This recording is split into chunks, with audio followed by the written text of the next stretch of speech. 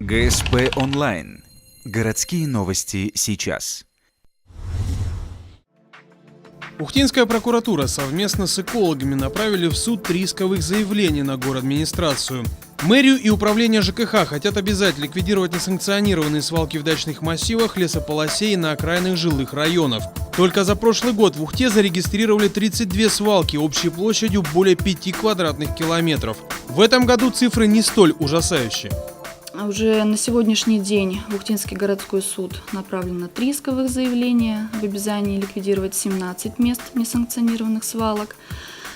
Также подготавливаются материалы для направления в Комитет по охране окружающей среды для также привлечения виновных лиц к установленной административным кодексом ответственности. В прошлом году в суд было направлено 2 иска по 9 свалкам, они были удовлетворены. Кроме того, возбудили несколько уголовных дел по статье «Несоблюдение экологических и санитарно-эпидемиологических требований». Учитывая эти обстоятельства, можно надеяться, что и в этом году суд встанет на сторону защитников природы. Однако главные виновники мусорных куч сами горожане.